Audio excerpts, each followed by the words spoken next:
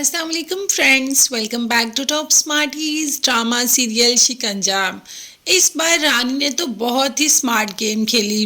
रानी ने सब कुछ कर लिया और बाद में अपनी माँ को जाकर बताया, क्योंकि वो जानती है कि वो अगर पहले अपनी माँ को जाकर बता देगी सब कुछ तो माँ ज़ारून को बता देगी और ज़ारून ये शादी कभी भी नहीं होने देगा। दूसरी तरफ फिज़ा बार बार ज़ारून को कॉल करती रही, मगर ज़ारून का नंबर मुसलसल ऑफ जाता रहा। फिज़ा को पहले भी ज़ारून से यही शिकायत रही है कि जब उसे ज़रूरत होती है तब ज़ारून कभी भी उसकी कॉल पिक नहीं करता है। रानी ने अपने माँ बाप को शादी का इनविटेशन दे दिया और बाप भी सुनकर शॉक्ड हो गया कि फिज़ा की शादी राशिद जैसे इंसान से क्यों हो रही है। राशिद तो कुछ भी नहीं करता, निकम्मा है, मगर रानी का ये ख्याल है कि राशिद से अच्छा तो कोई इंसान है ही नहीं। दरअसल वो राशिद और फिज़ा दोनों को ही दबा कर रखना चाहती है, इसीलिए तो उसने राशिद के साथ फिज़ा का निकाह पढ़वाने का फैसला कर लिया और कल इनका निकाह है। यही बात माँ बाप को बता रही है। बात ज़ारून तक भी पहुँच गई। ज़ारून वैसे ये निकाह तो होने नहीं देगा। फिज़ा जो कि निकाह की स्टेज पर बैठी हुई इंतज़ार कर रही है कि किसी तरीके कोई आए और ये निकाह रोक दे, क्योंकि वो अपने भाई को इनकार नहीं कर सकती। सारे मेहमान आ चुके हैं और फिज़ा एक बार फिर दुल्हन बनकर राशिद के साथ राशिद के निकाह में जाने के लिए तैयार बैठी है।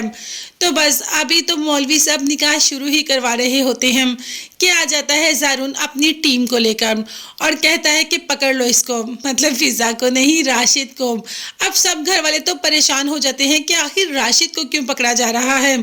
तब ज़ारून कागज़ अपने सारे जो कानूनी कार्रवाई है वो साकिब को दिखा देता है कि मेरे पास ऑर्डर्स हैं, इसको पकड़ना ही होगा। जब साकिब पूछता है कि क्या जुर्म किया है इसने, क्या इल्ज़ाम लगाया है इस पे और क्यों पकड़ा जा रहा है इसको, तो इस पर ज़ारून कह देता है कि इसने फिज़ा को किडनैप किया था, इस पर फिज़ा की किडनैपिंग का इल्ज़ाम है।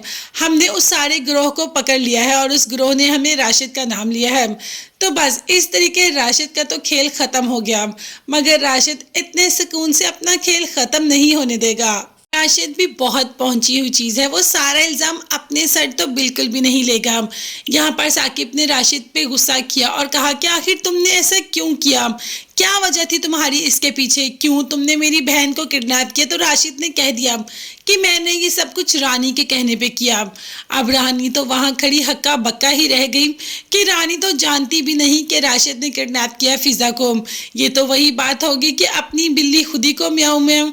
तो बस राशिद आदमी तो रानी का है, मतलब रानी के कहने पे ही चलता है और आज रानी को ही मात दे दी उसने।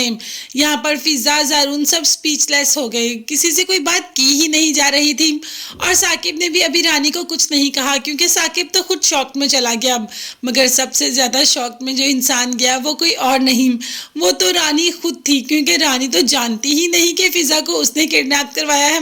अब देखते हैं कि राशिद ने जो इल्ज़ाम रानी पे लगाया है क्या रानी उसको गलत साबित कर पाएगी।